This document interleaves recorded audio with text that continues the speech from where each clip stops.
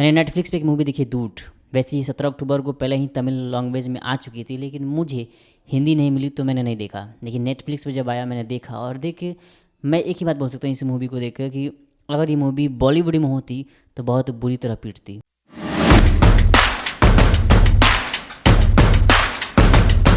प्रदीप रंगनाथम, मामिता बैजू, शायद बॉलीवुड में कम लोग इनको जानते होंगे, लेकिन ये तमिल में बहुत अच्छे खासे जाने जाते हैं। कुछ दोस्तों के ग्रुप जो सरप्राइज़ प्लान करते हैं, फिल्म की स्टोरी देखो, जैसे बर्थडे, एनिवर्सरी, अभी जो सेलिब्रेशन होते हैं वो सारी चीज़ करते हैं, और वो खुशी से करते हैं, वो अपने लाइफ अतरंगी तरीके से जीते हैं। उन्हीं में से एक किरदार है अगन, और कुराल जो ममिता और प्रदीप का किरदार है। यूँ समझ लो कि वो बचपन के दोस्त हैं, मतलब हगने मुतने से लेकर और जवानी के वो बुलबुला फूटने तक। एक दिन कुराल अपनी ही टीम मेंबर के साथ एक ट्रेन में अगन को सरप्राइज़ करती है, वो प्रपोज मारती है। अगन उस वक्त एक्सकेप मैंने मंजूर कर लेता है कि हाँ चलो ठीक है शादी करते हैं, लेकिन कुछ ही पल बाद ये बताता है कि मुझे तुमसे प्यार नहीं है। भाई बचपन की दोस्ती है मगर प्यार नहीं है, शायद उस वक्त फीलिंग होता है। ओके, यहाँ से संतुष्ट नहीं थे जो राइटर थे, उनको कुछ और दिखाना था, क्योंकि आगे तुम पिक्चर में ये देखते हो कि अभी भी कास्ट को लेकर माता पिता कहते हैं कि अगर मेरी बेटी की शादी होगी तो सिर्फ अपने ही जाति में होगी, भले लड़का गरीब हो, भिखमंगा हो, डजन मैटर, लेकिन अपने ही कास्ट का हो, ये मैटर करता है। और पिक्चर इसी बात को लेकर आपको गुदगुदाती है, आपका दिल आई मीन आपको रुक बांध कर रखती है कि आखिर इसके बाद क्या। क्योंकि जब प्रपोजल एक्सेप्ट करता है दोस्तों के बीच, लेकिन बाद में ठुकरा देता है कि मैं तुमसे शादी नहीं कर सकता, क्योंकि मैं वो फील नहीं करता है, नहीं करता है भाई।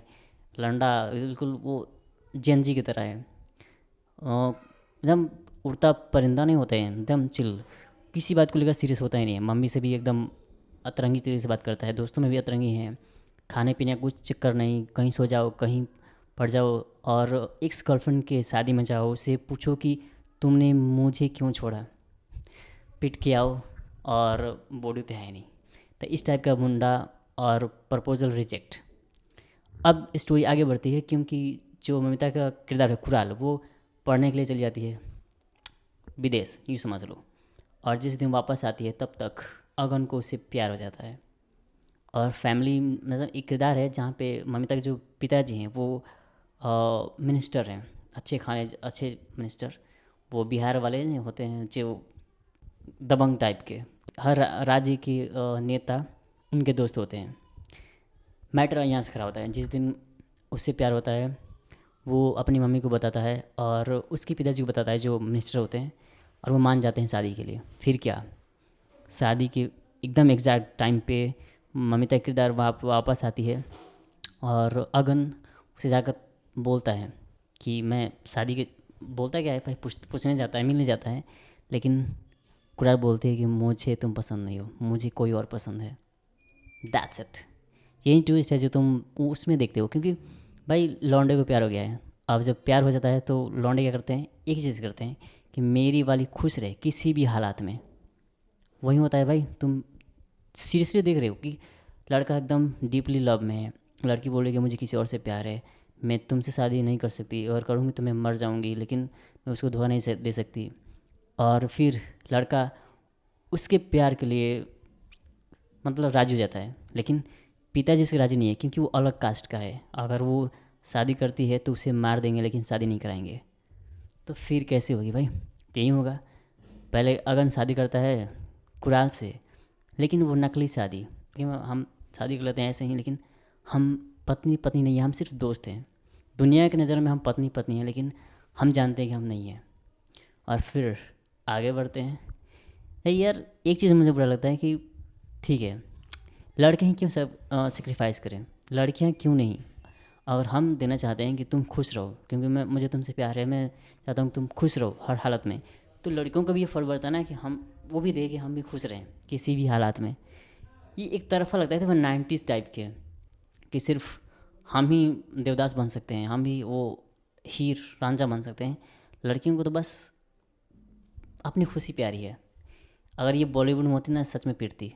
मगर थैंक्स तमिल ऑडियंस जिन्होंने इसको इतना सपोर्ट किया, और एग्ज़ाम्पल हमारे सामने है वो नंबर्स। फिलहाल म्यूज़िक में आपको एक नयापन दिखता है, जैसे वो 90s वाला नहीं, वो नयापन जो आजकल के नौजवान होते हैं ना, वो अलग टाइप के बुल्ले टाइप की म्यूज़िक देते हैं, उस टाइप की इंटरेस्टिंग लगी मुझे। इन पिक्चर वालों के हिसाब से लौंडे ही देवदास क्यों होते हैं? तुम देखो किसी भी पिक्चर में कहीं देखा है कि लड़की किसी लड़के से शादी कर रही है और उसकी खुशी के लिए सेक्रीफाइस करती है। मैंने मतलब इस पिक्चर में भी तुम देख रहे हो कि लड़का मतलब पिताजी उसके अदर कास्ट में राजी नहीं होते हैं तो पहले शादी कर लेता है और फिर उसके प्रेमी को मिलाने के लिए हर तरकीब अपनाता है। मतलब उसके बच्चे को भी पालता है, जो अभी शादी नहीं हुई है वो हमारी नज़र में जायज़ है लेकिन वो नाजायज़ नहीं है, क्योंकि शादी उसके संग होती है लेकिन बच्चा उसके प्रेमी का है और वो पाल रहा है, खिला रहा है, जोकर बन रहा है, समाज में वो अपना नाम दे रहा है, लेकिन वो जानता है कि मेरा बेटा नहीं है। और उनके जाने का मतलब कनाडा या किसी और जगह पे जाने का प्लान भी कर रहा है, जूता भी खा रहा है, लात भी खा रहा है, समाज की बोली भी सुन रहा है, लेकिन लड़की को कुछ बता नहीं रहा है कि मैं तेरे प्यार में था, डीपली था, मैं अकेले ही जल सकता हूँ क्योंकि मैं लड़का हूँ। क्या लड़के ही ठेका लेकर रखे हैं का? मेरा हिसाब तो मेरे नज़रिए से तो यही था, लेकिन दोस्त थे, चलो थोड़ी बहुत तो चल जलती है कि एग्जैक्टली चलता है थोड़ी बहुत। लेकिन यार तुम ये भी देख रहे हो कि वो इतना कुछ करता है जिससे देख लो था कि यार एक तरफा यही क्यों सेक्रीफाइस करे, लड़की क्यों नहीं, क्यों नहीं? तो फिर पिक्चर है, चलता है इतना। और ये एंड में हैप्पी एंडिंग तो होती है, पर वो बीच वाली जो शुरू से लेकर और उस एंड हैप्पी एंडिंग तक जो होता है वो इंटरेस्टिंग होता है, क्योंकि अदर कास्ट में आज भी अनएजुकेटेड बोल सकते हैं, क्योंकि कास्ट आजकल तो मैटर करता ही नहीं है, लेकिन अभी भी कितनी सारी फैमिली है जहाँ पे कास्ट एग्जैक्टली मैटर करता है। भले लड़का भिखमंगा हो लेकिन अपने कास्ट का हो चलेगा, लेकिन अदर कास्ट के भले वो प्राइम मिनिस्टर क्यों ना हो नहीं चलेगा। तो ये एक मैसेज की तरह दे रही थी पर देवदास बनाकर दिखा रही थी, ये थोड़ा बुरा लगा।